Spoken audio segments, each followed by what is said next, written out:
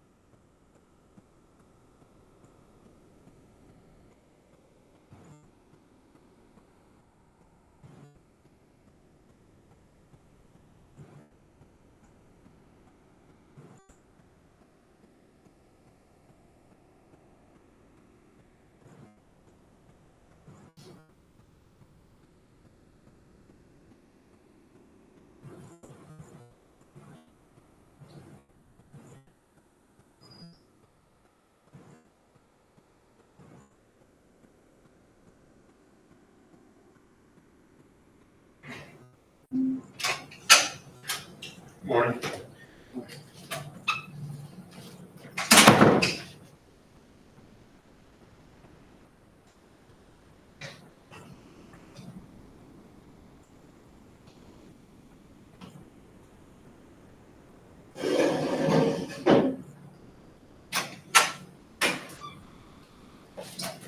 So Elkins is here.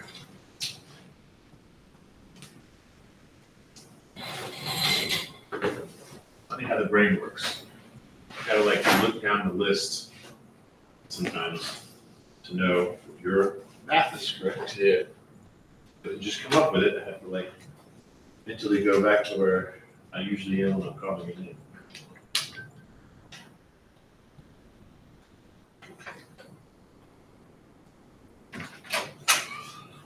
Morning.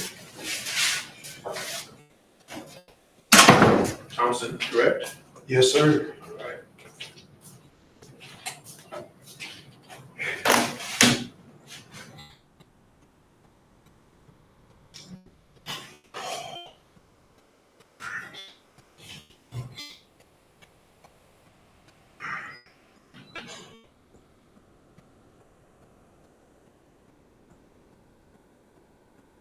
Doing anything fun this weekend?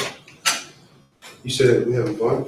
Yeah, you doing anything fun this weekend? I don't think so. I don't think it's anything to do with it. It depends on what you like, how Yeah, much time you have, and money. So all the stuff I like to do in West Virginia is too far away, too far away. so I don't have the time or the money to do it. I want to go fishing in like the spring. Down here. I heard it's good. Yeah. I'm from the south, so I kind of grew up saltwater fishing. I don't really like freshwater fishing. It's not Yeah. the same what you're used to. And of course, my father-in-law does and loves both. Let's see. You know this?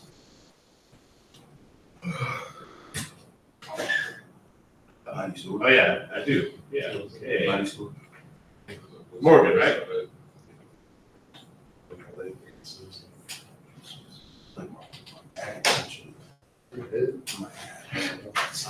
$7.59. Less than a minute left. So I like whoever's doing this. I'll leave that.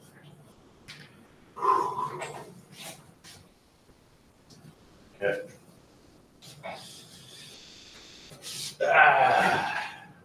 Well, some of these are just reminders, so I'm gonna go ahead and start the discussion. Because a lot of this is not new, so it's not gonna hurt if anybody comes in, well, it's 8 o'clock anyway. All right, so once again, your pre-lab is due tonight. As you've noticed, as the weeks go on, I'm a little bit pickier and pickier about hitting that due date. So tonight, I plan on being very picky with it. Probably tomorrow, I'll wake up and check to make sure everybody did the pre-lab. So make sure you do your pre-lab tonight. As a reminder, those have to be shared via Google Docs. I know that. Let's just leave it at that. So if you need help doing that, let me know. So again, you open up that document, you make yourself a copy. Once you're ready to turn it in, go to that top right, hit the share button, and share it with me. So you don't do it via My Online, right? You share it via Google Docs. And to remind you, like I said, on Wednesday, of course, not everybody was here on Wednesday during the lab. The pre-lab has 3 parts. So just like last time, you have one pre-lab, well, you have a pre-lab video questions to answer, this time only one. Then you have your regular pre-lab questions. And then you have to keep going past the pre-lab section and do 4 sets of hypotheses. They're all extra credit, and I'll get your question in a second. They're all extra credit, so you just take a guess, right? So for example, the first experiment that's gonna be done next week is testing different substances to see how many monosaccharides are in there. So your multiple choice for like orange juice will be, is there a lot, is there a little, is there very little, or is there none, right? It's multiple choice, just choose one. Yes, sir. I think you kind of answered it. So the hypothesis can't get wrong. Right, you can't get wrong as long as you choose one, yeah. Now later it'll be a little bit harder because now it's like multiple choice, so you just choose one. Later I want you to be able to use your brain to formulate one. Actually, you kind of did that last week. So yeah, you've already done that, but yeah, later you'll have to do that again where I'll say, what's your hypothesis to this question? And it's not multiple choice. But this one's next week's lab is a little bit more complicated than the ones we've done so far. So because of the the complicated nature of the experiments themselves. I kind of want to make the hypotheses easier and the pre-labs. So yes, make sure you do all three parts. And again, just like I keep saying, might as well let me help you. So if you, while you're doing the pre-labs, feel free to do it online so I can help you and meet me online. Or before you submit it, meet me online. It'll take me like 5 minutes to quickly look it over. I can at least just tell you, yeah, you get credit for that. That's good, right? If that's all you want to know. But some things you just won't get full credit or no credit, right? That's what you're most worried about, is getting 0 credit. So let me look it over, like, yeah, you'll get credit for that. Go ahead and turn it in. Or if you want me to spend more time, I can say, you get credit for that, but make sure you might want to fix this, you might want to fix that. Any questions about the pre-lab? All right. Also, as always, the lab is due tonight. So this past week's lab, I should say past due tonight. It was due before you left on Wednesday, technically. It's past due tonight. And again, that one you share via My Online, not via Google Docs. So once you're done with that entire worksheet, go to File, download as a PDF, then go to My Online, upload the PDF, and that's it. Notice that again, the pre-lab is in bold and the lab is not. If you find yourself in a time crunch, you're worried and stressed out, just worry about that pre-lab first, and then worry about the lab on tomorrow or something. So I'm telling you right now, I'm not going to be as strict with the due dates with lab 2 as I am with the pre-lab, because I want you prepared and knowing what you're doing when you come to the lab next week. So any questions at all about labs? All right, independent work, I keep dropping it down, because remember, like we said, so the day 1 of the syllabus, it's supposed to be worth 10 points per page, and to bribe you, I put it up to 20 points per page. Then I dropped it down to 19, then 18, then 17, and now it's 16. So, pick up on that pattern. The sooner you turn it in, the better. Any questions about independent work? Okay, the exam 1 is due February 9th. That's a Sunday, so heads up on that. Most likely, I'm just going to let you guys do it on your own, whenever, wherever. You'll open it up. You'll have 15 minutes to take 50 questions. Your study guides are the quizzes, so just keep redoing the quizzes as many times as you want. Any questions about the exam? All right, attendance. Of course, I'm preaching to the choir here, but it's mandatory. You guys get extra credit for it. Try not to be late. Got a lot of people coming in late. It's disturbing, and they're missing out on stuff. So if you know you're going to be late anyway, and you don't have to, it's your choice. You're an adult. But if it were me and I had this option, if I knew I was going to be late, I'd be like, why don't I just join online? That way I don't miss anything, disturb anybody, I don't have to put pants on, all the good things, right? Anyway, any questions about that? All right, my thing made a noise. Let me go check on that, and then we'll get to this. Come on. Okay, still good. Good. All right, just wanted to make sure it's still recording. This has been giving me a lot of problems recently. Yep, still recording. Okay, so any questions before we get started? Any announcements? You guys are nice and easy, okay? Sorry about all this. Slide. Here we go. So speaking of attendance, we'll do the same regular things. I'm going to say attendance words today. You guys were present, don't have to send them in, but you can to get a little extra credit. For those of you online or watching the video, you do have to send in all the attendance words. And at the end of it, I'm going to ask you what I usually ask, which is come up with one question based on all the information I gave you today. So as I'm giving you information, if something didn't make sense to you, just maybe jot it down. Like, that'll be my question, because I sure would like him to let me know what that is. So anyway, here we go. The first word for attendance is rain. Since it is rainy today. All right, let's go through it. Let's get started. To remind you, this is where we left off. Finally, we started digging into it, because most of Wednesday was me talking about what exactly a biological molecule is and how they're put together, right? Like how we have monomers and polymers, and when you put them together, that's a dehydration reaction, and when you break them apart, that's a hydrolysis reaction. We talked about all that background information. Then finally, we started jumping into it and started talking about the first of the 4 major types of biological molecules. To remind you, we're going to talk about carbohydrates, obviously right now, and then later, and then I don't remember if it's particularly in this order, because the order doesn't matter, but we're also going to talk about proteins, we're going to talk about lipids, and we're going to talk about nucleic acids. So, again, we've already started this carbohydrate conversation. We talked about this already. We talked about how like long, big carbohydrates like starch or small carbohydrates like sugar And then this is the first new slide and the first new information that you do need to know for the exam. This bullet point, you need to know, or this section. Yeah, maybe all of it, whole thing. So what are carbohydrates used for? In animals, that's our primary source of dietary energy, meaning like when your body needs energy and it's doing things within itself and the cells are doing their own thing, it has a different source of energy. We'll talk about that. But as far as your diet's concerned and what you're eating to get energy, that is starch. Carbohydrates. And carbohydrate is a type of starch. We'll dig into that later. Where you're going to learn there's actually different types of carbohydrates, whether we're talking about animals or plants. But for now, just know that in animals, carbohydrates are the primary source of dietary energy, and they're also the raw building material for other molecules. Let me put a big circle around here, because I guess if you had to choose which of those two bullet points is more important, it's that first one.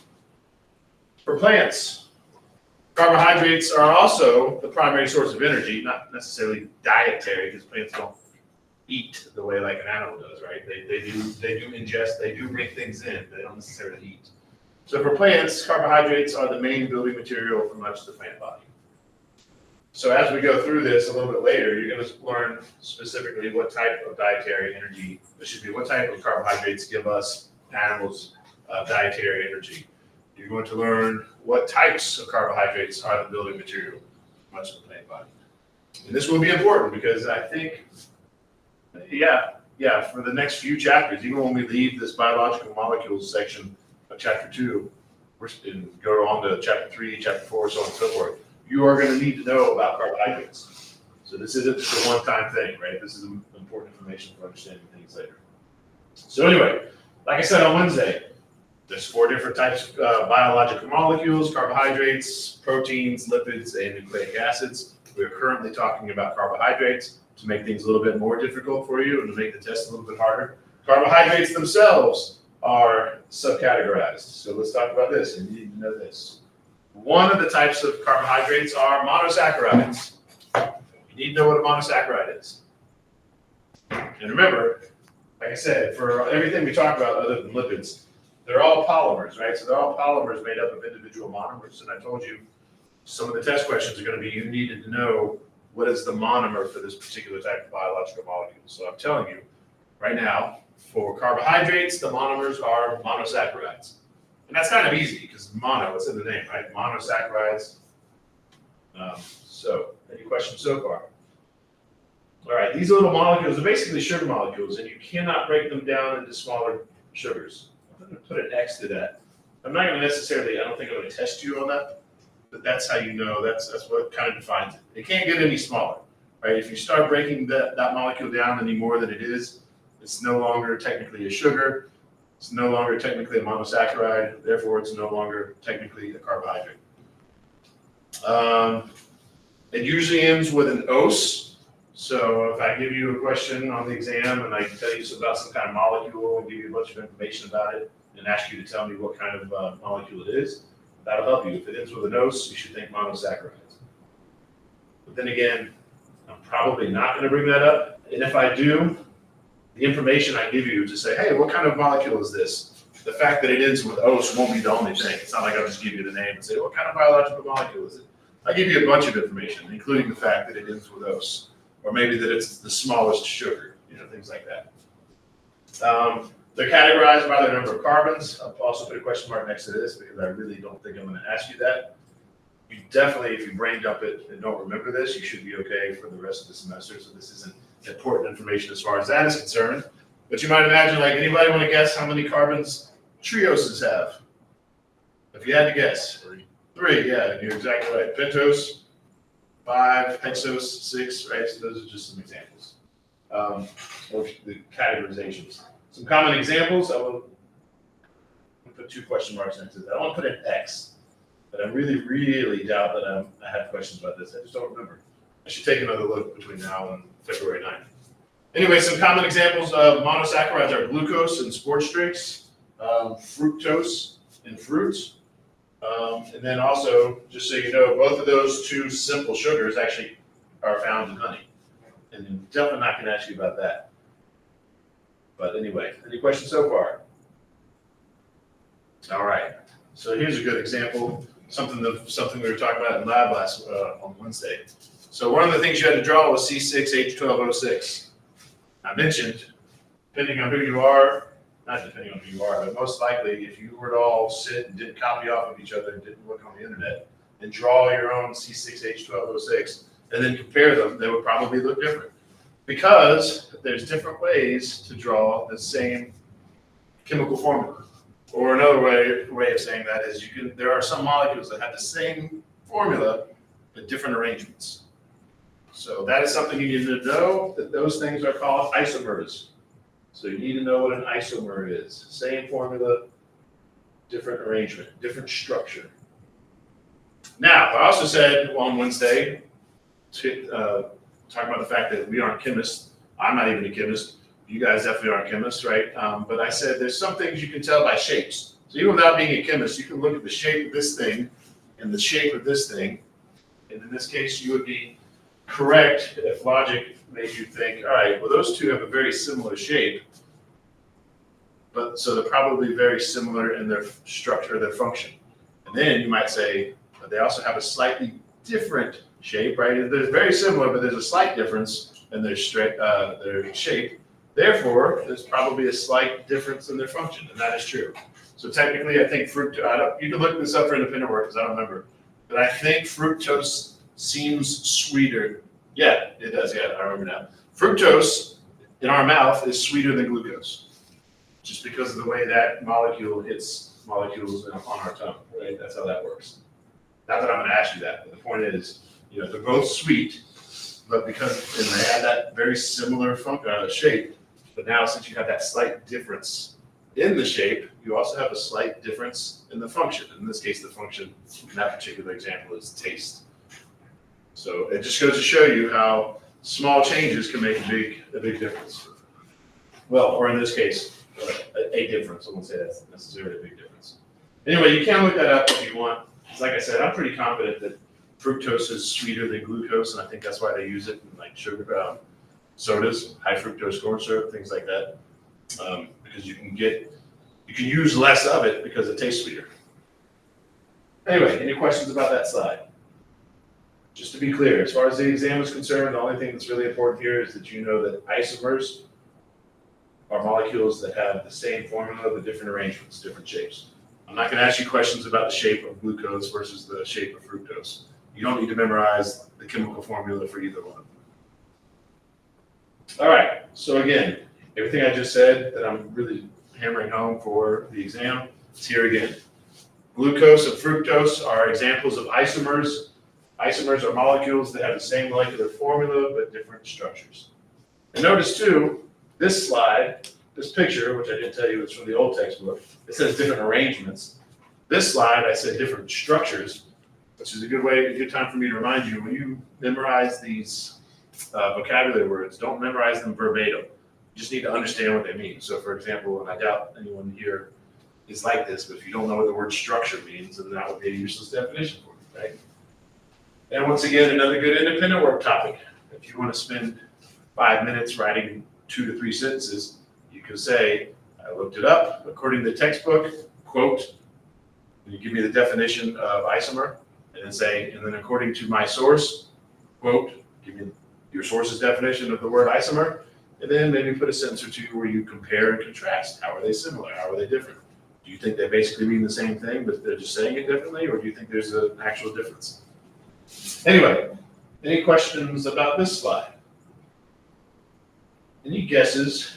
Because I'm getting old now. This used to be more common. Does anybody know what movie that picture is from? Not the words, obviously, but anybody know where that movie that's from? One of the Matrix. Yeah, man, I am getting old. I thought maybe you would all know. Yeah, so that's the next word for attendance. Matrix. Matrix. For extra credit, you can just send me a box set of DVDs of The Matrix. And no, I'm not that old. I don't use DVDs, but I do keep them just in case you know what hits the fan and we no longer have streaming services. I have CDs and other ways of listening to things and watching things.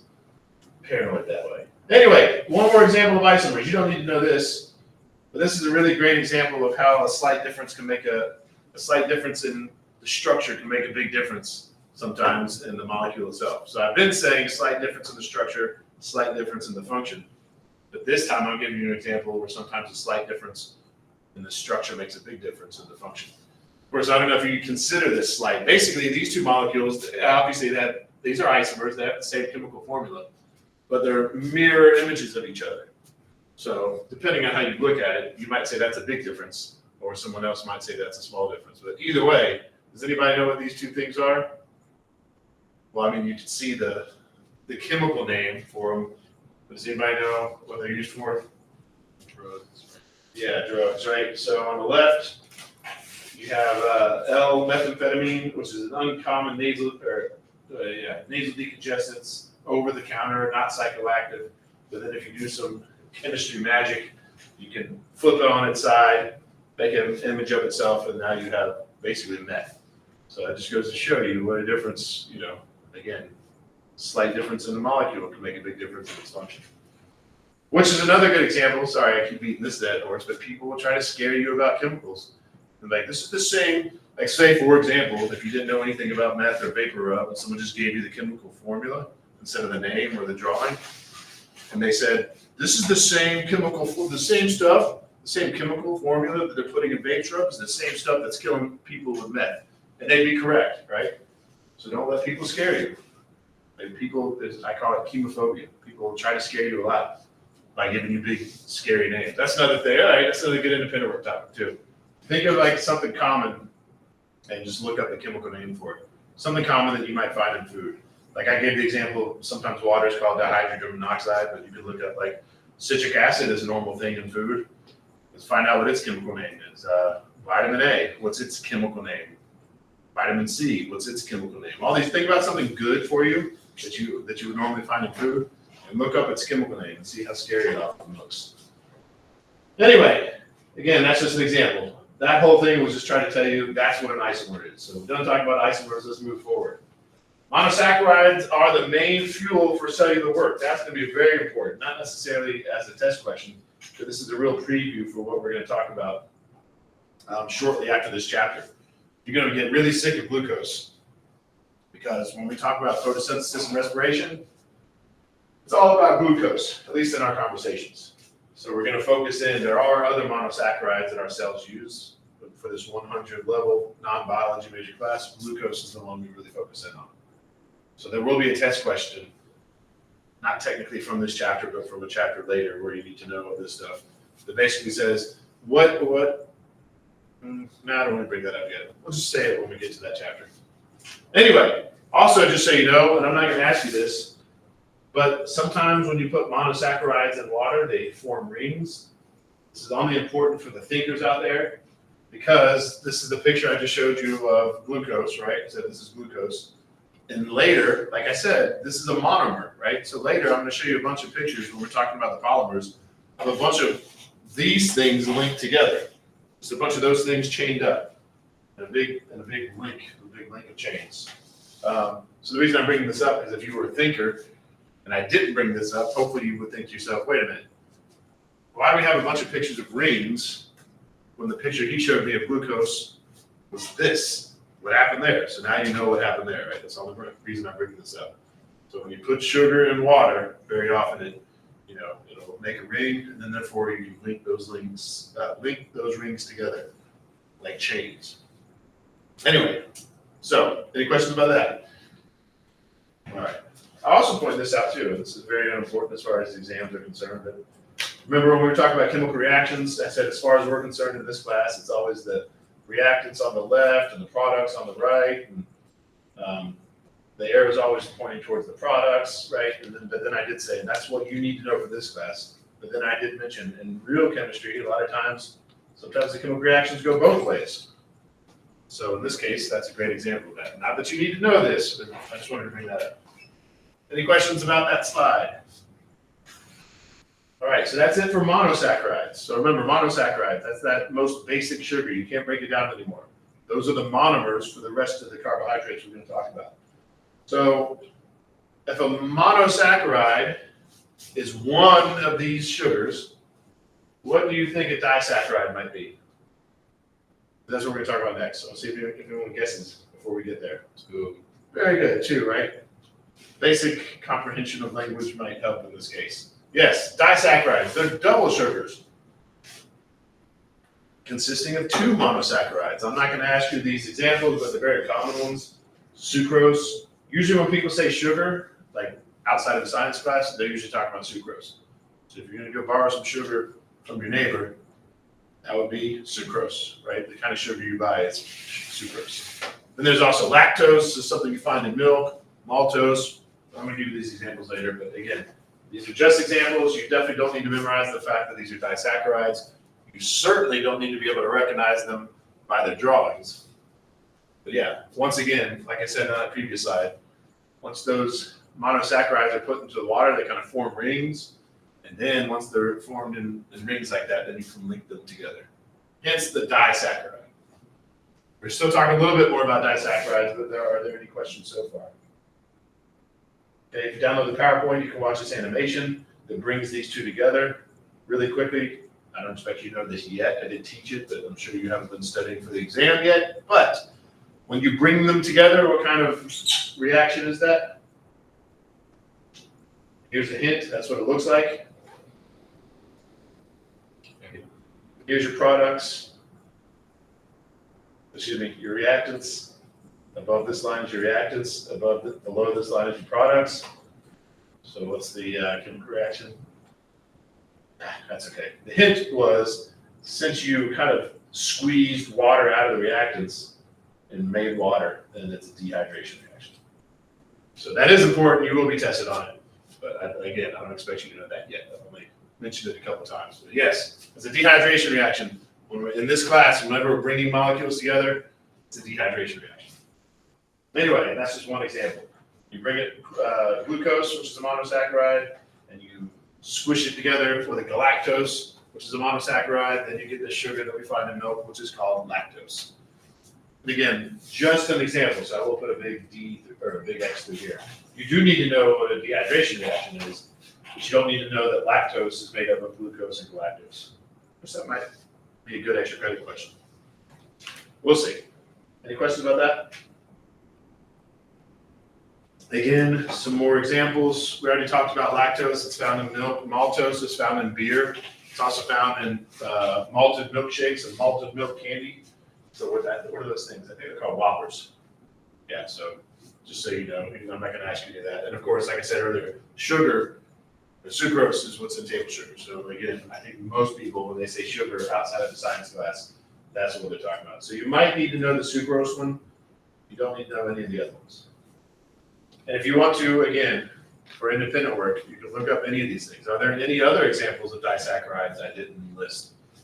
Where else can lactose be found? Where else can maltose be found? Where else can sucrose be found?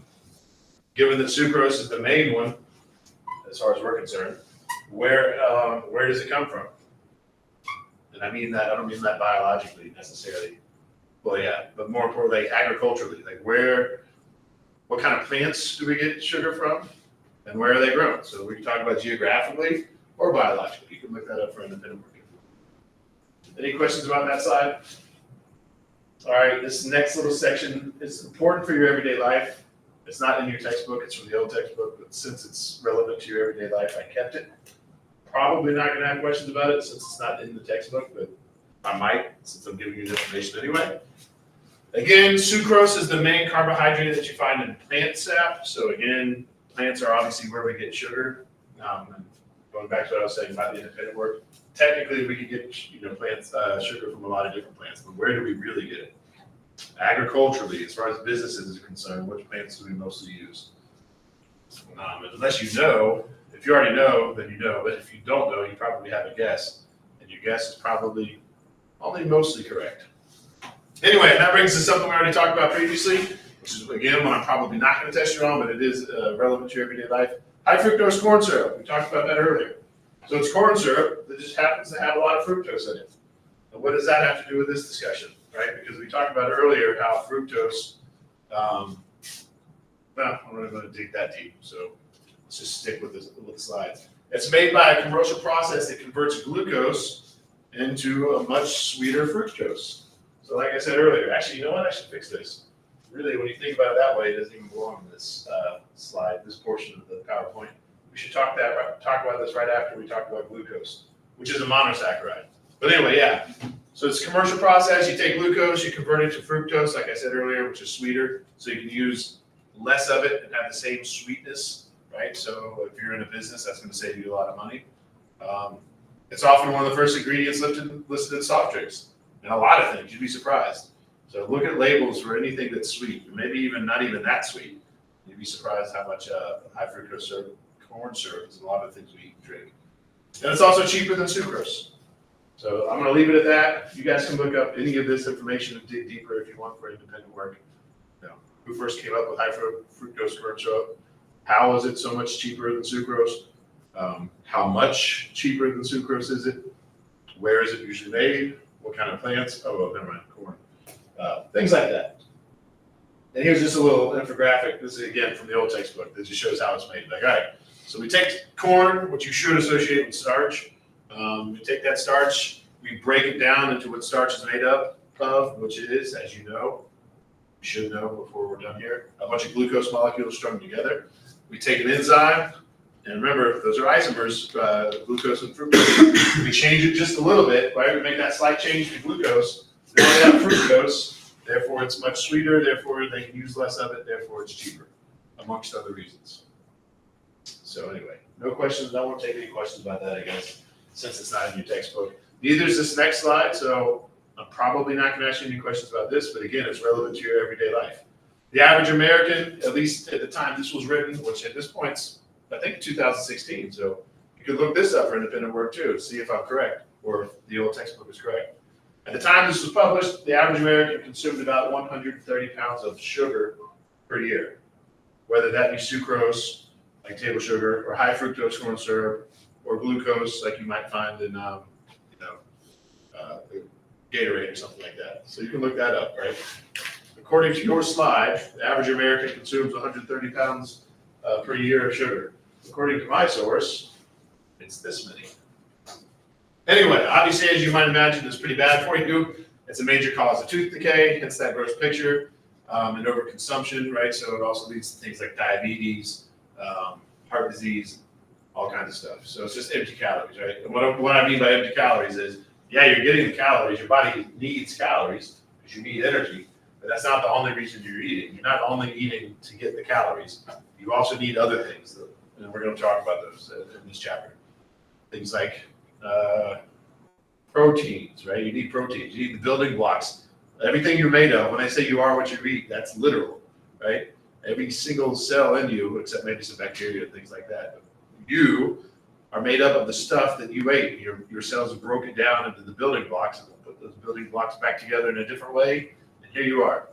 Literally, everything you've ever eaten or drinking. Well, not everything, obviously, right? Because a lot of it, you drink it, you eat it, and it leaves in other ways. But a lot of it is broken down and stays in you. Anyway, any questions about that slide? Again, not important for the exam. All right, so we talked about monosaccharides, we talked about disaccharides. I would ask you what's coming next, but that would be almost like a trick question. Because if you follow that logic, you might say trisaccharides, which would make sense, but it's not. The next and last one for carbohydrates is polysaccharides. So we go mono, which is 1. We go di, which is 2.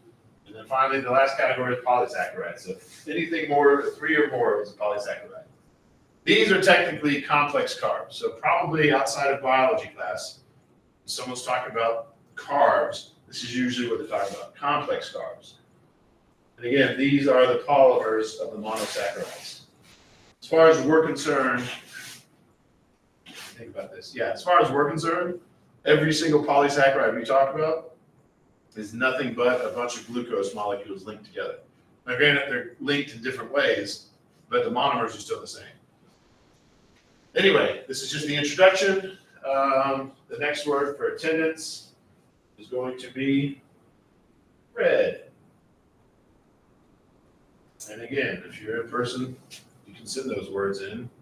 for a little bit more extra credit. And if you are watching the video or you're live streaming this right now, you must send those words in to get your to be counted as present and to get your points. And regardless, whether you're here or you're watching or you're live streaming now, it has to be done by 9 a.m. Well, by the way, my red jacket, but it was too thin for the ring. The what? My red jacket. Cause Oh, yeah. very red on You know, I forgot about it too. So, I thought about it on my way here, but whatever. All right, so if you download the PowerPoint, you can watch this animation. Again, it's just going to show a bunch of glucose molecules coming together to form a polysaccharide. So let's talk about the different types of polysaccharide. You should be able to recognize the difference between them on the exam.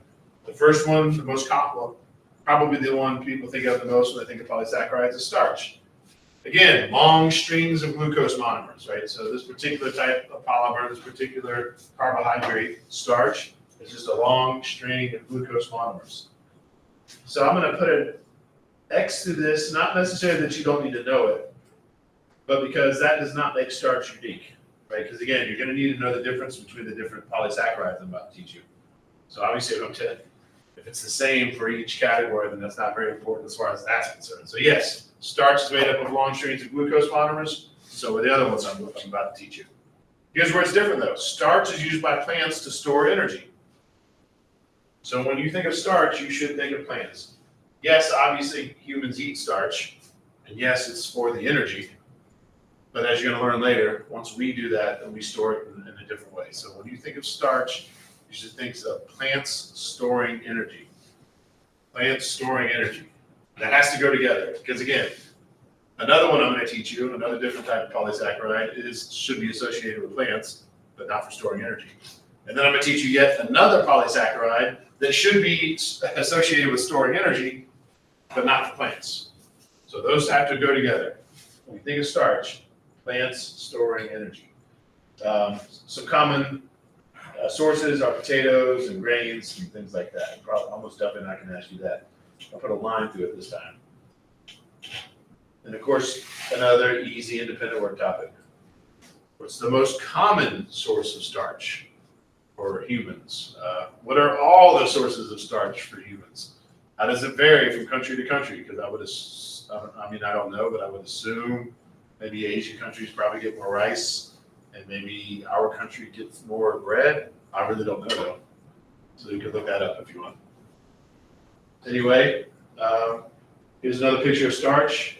This is a microscope picture. So we've zoomed into these little starch granules. That's what they actually look like. And then there's an artist rendition of what those granules would look like if you were to ungranulize them, I guess you would say, and kind of string them out. Again, each one of these things is a glucose, right? But you can see they're just linked together. And notice they're in a particular zigzag fashion.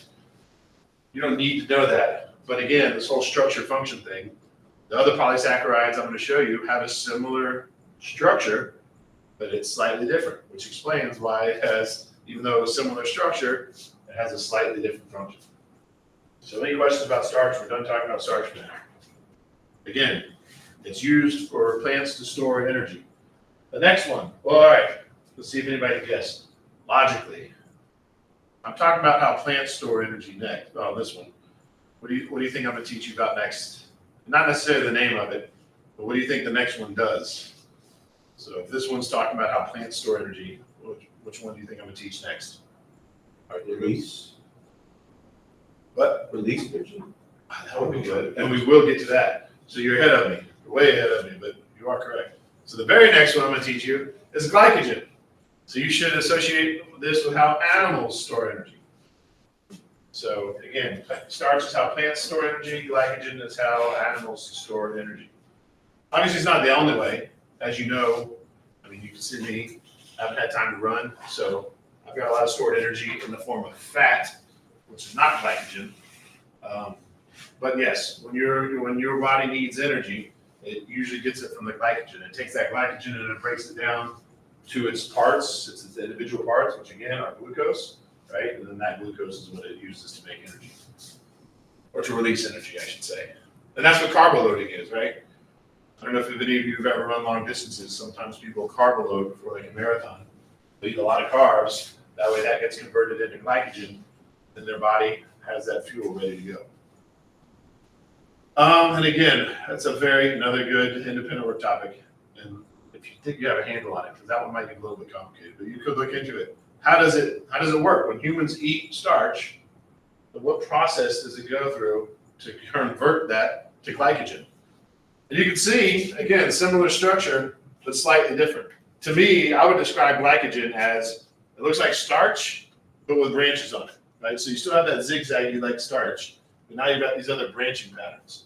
So it's like a more complicated version of starch, which makes sense. There's a similar function. It's to store energy, except now it's for animals instead of plants. So again, independent work questions if you want to look into it. How does the human body work when you eat starch? How does it turn it into glycogen? And then when you need energy, when you need that glucose, how does your body take that glycogen and break it down into the individual glucoses? I would say, how does it break down the glucose to release that energy? But I'm going to teach you that in a chapter that's coming up. So you don't necessarily need to go that far if you want. How do we go from starch to glycogen? And then how do we go from glycogen to glucose? You could look that up. And again, we'll talk about how we go from glucose to energy later. And when I say look it up, there's so many things you could tell me, like what types of cells do it? Where in your body does it happen?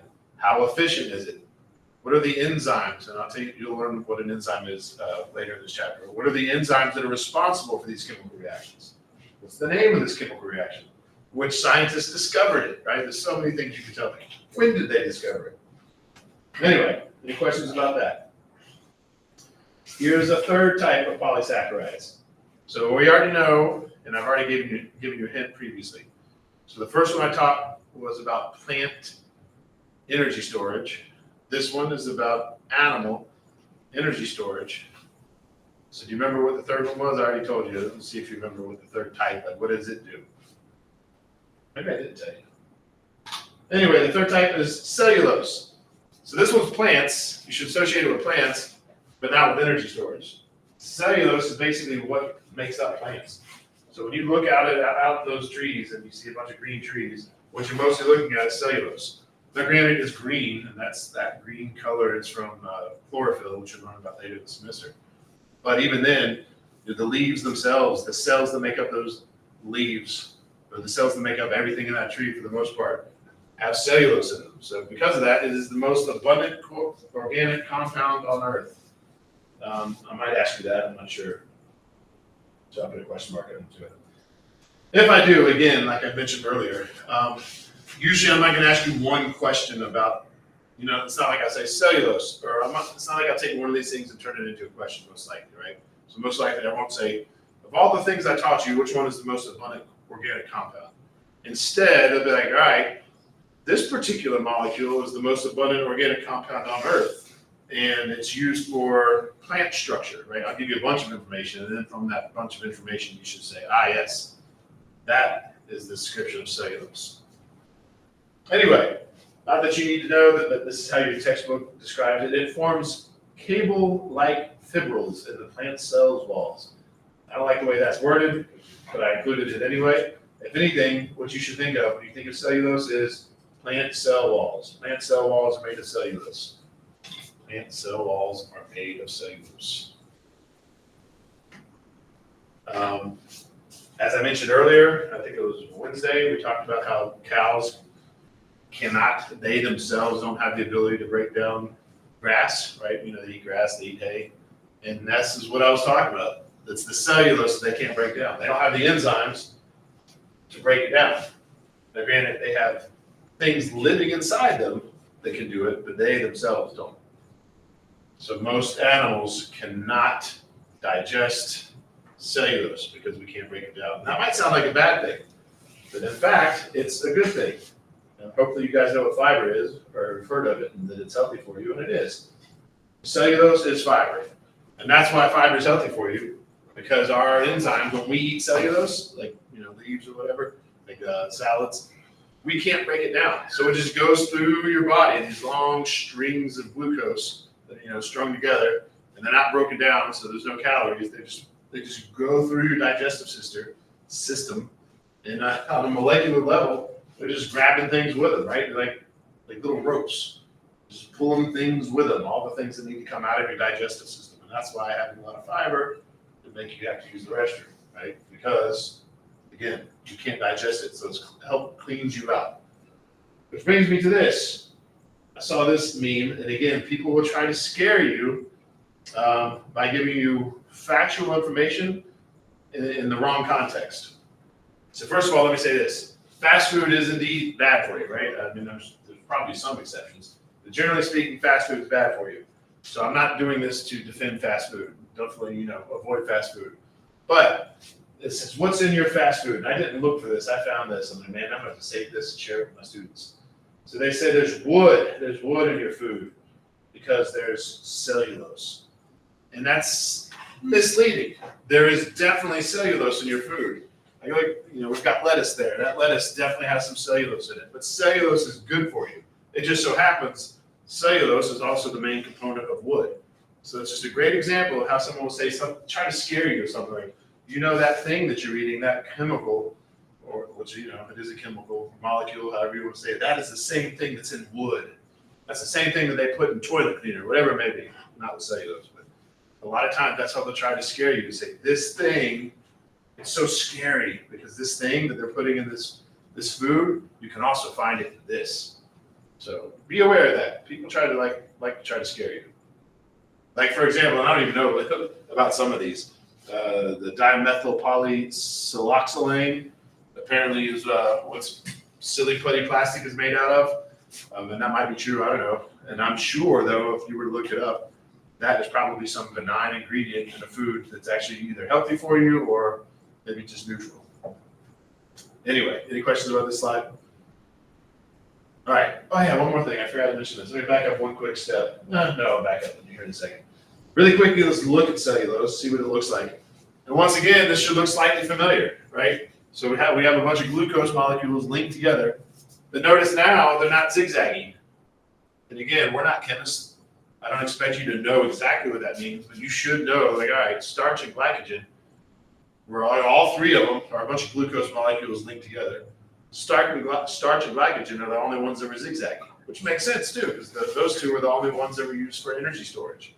This one is the only one that's used for structure. So notice it has a completely different structure than the other two. Which brings me to the point that I forgot to mention or bring up. So back it up for a second. Whoops. Like we already said, glycogen is used for animals to store energy. Starch is used for plants to store energy. But there's a lot more than that. So if you want to look it up for independent work, what do fungi use to store energy? Or do they even store energy? What do protists use to store energy, right? So what do bacteria use to store energy? So all I told you was plant and animals. So you can look that up for independent work. What about all the other organisms on Earth? Because not everything is a plant or an animal. Anyway, now there's one more type of polysaccharide I want to teach you. This is the last one. It's called chitin. This is a nitrogenous carbon. So all those other ones I showed you were just a bunch of glucose molecules put together, right? And glucose doesn't have any nitrogen in it, as you might remember. It's C6H12O6, right? Carbon, hydrogen, oxygen, no nitrogen. This particular type of polysaccharide does have nitrogen in it. And it's mostly used in arthropod skeletons. So arthropods are things like insects, arachnids, crustaceans, things like that. And if you want to, again, for independent work, where else is chitin used? Or is it? Or is it only used here? Is it only used for arthropod skeletons, or does it have another use? And then finally, this is not in your book. So if you're studying for the exam, I recommend using this slide. So download the PowerPoint if you want, even if it's only this one slide. But I made this chart myself. It compares and contrasts the four of them, right? Starch versus glycogen versus cellulose versus chitin, right? What's its structure, right? Versus where is it found versus what does it do? Here's chitin. Let's see. Oh, that's hard to read. But you can see, like, again, starch, cellulose, glycogen, just a bunch of glucose molecules put together. It might be hard for you guys to see way back there, but that looks like a bunch of glucose molecules put together, but it's not. There's other stuff coming off of it. So any questions about that slide? It's just, again, it just summarizes everything we talked about. This is a picture from the old textbook. The old textbook didn't even talk about chitin. Yours does. So anyway, the old textbook has a picture. All three of those pictures that I showed you earlier, they're put together. Right? So again, starch and glycogen have a more similar structure with each other than they do glucose, which makes sense. Cellulose, because these two have a more similar function than that. Any questions about that? All right. The last word for attendance will be Friday. Today is Friday, therefore we're going to end about 2 minutes early, and it's a good stopping point. So when we come back on Monday, we'll talk about lipids. Again, if you're online, live, or you're watching the video, you also need to send a question where you ask something about the information I presented today. And that's it. I'll be in office hours if you need me. Until noon.